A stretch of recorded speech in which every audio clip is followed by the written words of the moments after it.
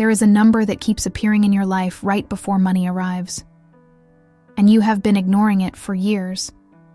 It shows up on receipts, on clocks, on license plates, on the exact morning something unexpected lands in your account. Most people call it coincidence, but once you understand what it really is, you will never look at your bank balance the same way again. Before we go further, I want you to do one thing. Type the word "I receive" in the comments below, right now, before you keep watching. Not after, not later, now. Because what you are about to hear works only for those who are willing to receive it, not just listen to it. So plant that seed first. Then let's begin. Somewhere, right now, someone with far less education than you, far less talent than you, and far less deserving of wealth by every logical standard, is receiving money with almost no effort at all. And somewhere else, someone brilliant, hardworking, disciplined, someone who does everything right, is stuck, watching bills pile up, watching opportunities go to other people, wondering what they are doing wrong. For decades, spiritual teachers have quietly known the answer to this. Florence Scovel Shinn, one of the most influential voices in metaphysical teaching in the early 20th century, spent her life studying why some people seem to swim in abundance, while others, doing everything society tells them to do, remain stuck in lack. She discovered something that most people still refuse to believe, even when it is proven to them again and again. Money is not a reward for effort. Money is a response to frequency. And frequency is something you are broadcasting right now, in this exact moment, whether you realize it or not. Here is the first piece of the puzzle. Everything in this universe, at its most basic level, is vibration. Your thoughts vibrate. Your emotions vibrate. Your beliefs about money, the ones you don't even say out loud, the ones buried since childhood, vibrate too. And here is what almost nobody tells you. Money is drawn to a frequency, not to a person's effort, intelligence, or even their need. Think about that word, need. We are taught that if we need money badly enough, if we work hard enough, if we deserve it enough, it will come. But Shinn's teaching, and the deeper spiritual principle behind it, says something almost opposite. Desperation has a frequency, and it is not the frequency of receiving. It is the frequency of lack, repeated and reinforced over and over, until the universe simply mirrors back more lack. Abundance, on the other hand, has its own frequency. It feels like ease. It feels like trust. It feels like already having, not like desperately chasing. This is why some people who are relaxed about money seem to attract it effortlessly, and some people who are terrified of losing money keep losing it. They are not being punished. They are simply being matched, vibration for vibration, to what they are silently transmitting. So the real question is not, how do I get more money?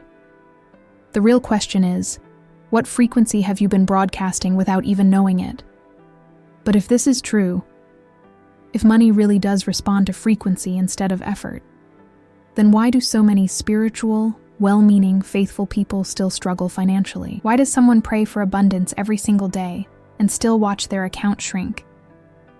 Why does someone say affirmations, light candles, write gratitude lists, and still feel like the universe isn't listening? This is where most people give up.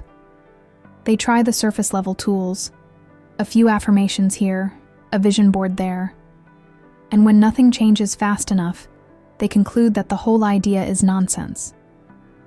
But Florence Scovel Shinn saw this exact pattern in the people she counseled, and what she discovered next changed everything about how she understood money, faith, and the invisible laws that govern them. There was a woman who came to Shinn in a state of complete desperation. She had lost her savings. Her business had failed. She had prayed. She had tried to think positively. She had done everything the books told her to do, and nothing worked. If anything, things kept getting worse. Shinn listened to her carefully, and then she asked her a question that seemed almost unrelated. What do you say to yourself when you open your wallet? The woman paused. She admitted that every single time she opened her purse, A quiet thought ran through her mind. There's never enough. Every time she paid a bill, she felt a wave of fear. Every time she thought about the future, she pictured lack. She had been affirming abundance with her mouth, while broadcasting scarcity with her deepest, most repeated, most emotionally charged thoughts. And those hidden thoughts, repeated thousands of times over years, were louder than any occasional affirmation could ever be. Shinn explained something the woman had never considered. The universe does not respond to the words we say once. It responds to the frequency we hold consistently. Our most repeated feeling about money, not our most hopeful sentence about it, is what shapes our financial reality. So Shinn gave her something simple but radical for the time. She told the woman to stop apologizing to money, to stop treating it as something scarce, dangerous, or shameful. Instead, every time she touched money, every bill, every coin, every payment, she was to silently bless it, to thank it, to treat it the way you would treat a loyal friend who always, eventually, comes back to you. At first, the woman felt foolish doing this. Blessing a $5 bill felt strange. But she kept going. Weeks passed. Then, almost quietly, without any dramatic sign, small things began shifting. An old debt was unexpectedly forgiven. A client she thought was gone came back with a new opportunity. A door that had been closed for months opened, seemingly by coincidence. It wasn't magic, it was frequency. She had changed the emotional signal she was sending out, day after day, moment after moment, and the outer world, which always mirrors the inner world, began to change in response. This is the second, deeper truth hidden inside the first one. It is not enough to think positively about money in general. You have to change your relationship with money in the specific, daily physical moments where fear usually lives. Paying a bill, checking your account, opening your wallet. These small moments are where most people leak their frequency without noticing. You can meditate for 20 minutes in the morning, feeling abundant and peaceful, and then destroy that entire frequency in 3 seconds when you open a banking app with a knot in your stomach. Florence Scovel Shinn taught that fear is a form of prayer, a prayer for exactly the thing you don't want. When you dread a bill, you are, in that instant, praying for lack. When you clutch money out of fear of losing it, you are transmitting scarcity, even while your mouth says, "I am abundant." The universe, or if you prefer, the deeper law of cause and effect that governs energy, does not judge your intentions. It responds to your dominant vibration.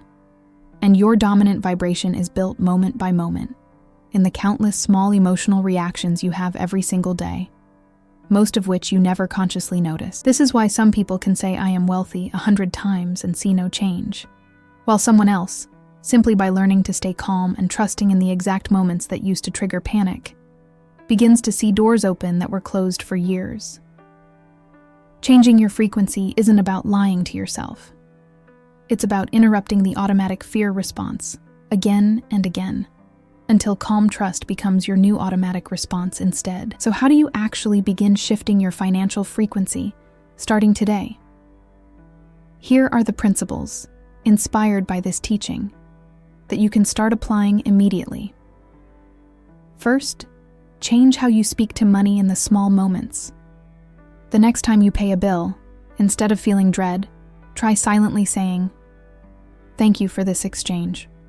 More is always flowing to me." It will feel unfamiliar at first. That discomfort is simply proof that you are interrupting an old automatic pattern, which is exactly the point.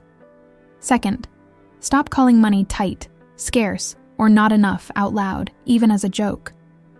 Words repeated casually still program your subconscious. Every time you catch yourself saying, "I can't afford that," pause and reframe it, even silently, to something like, "I am choosing not to spend on that right now." A small shift that moves you from a frequency of lack to a frequency of choice. Third, practice receiving, not just giving. Many spiritually minded people are excellent at giving, money, time, energy, but terrible at receiving. If someone offers you a gift, a compliment, an unexpected opportunity, practice saying a simple "thank you," without deflecting it. Every time you deflect good things, you are telling the universe you are not ready to receive. Every time you accept gracefully, you strengthen your frequency of worthiness. Fourth, watch for repeating signs, especially numbers. Many people notice patterns like 111, 444, or 777 appearing right before unexpected money arrives, or during moments of major decision. Whether you interpret this symbolically or simply as your own heightened awareness syncing with opportunity, these small signs are worth noticing rather than dismissing. Awareness itself is a form of alignment. Fifth, and most important, build a nightly gratitude practice specifically about money. Not vague gratitude, but specific gratitude. Instead of saying, "Thank you for abundance," try, "Thank you for the roof over my head tonight. Thank you for the meal I had today. Thank you for the money that is already flowing toward me, even before I see it." Specific gratitude trains your mind to notice evidence of abundance that was always there, but previously ignored. None of these steps require more effort, more hustle, or more sacrifice. They require consistency and a willingness to interrupt old patterns in the exact moments they usually run on autopilot. Money was never really about the money. It was always a mirror, reflecting back, with uncomfortable accuracy, the frequency you hold about worthiness, trust, and receiving. Florence Scovel Shinn didn't discover a trick to get rich quickly. She uncovered something far more valuable: the understanding that your outer financial life is simply the visible echo of an invisible inner state. Change the inner state, the fear in the small moments, the silent scarcity thoughts, the resistance to receiving, and the outer state, slowly but certainly, begins to rearrange itself to match. You don't need to become someone else to attract abundance. You simply need to stop broadcasting lack in the quiet, unnoticed moments where it has been hiding for years. If something in this video resonated with you, if some part of you recognized the pattern of fear disguised as caution, or scarcity disguised as realism, write "I am ready to receive" in the comments below. Not as a formality, as a declaration. The universe listens closely to what you declare with conviction, especially in a moment like this one. And if you want this frequency to keep working in your life, subscribe to The Word Creates. This channel exists for exactly this, to help you recognize the invisible laws shaping your life, one truth at a time. But this was only one piece of the puzzle. There is another video on this channel that reveals the exact moment most people unknowingly block their own abundance. A moment so ordinary, so seemingly harmless, that almost no one notices they're doing it every single day. Click on it now, and let's uncover the next piece together.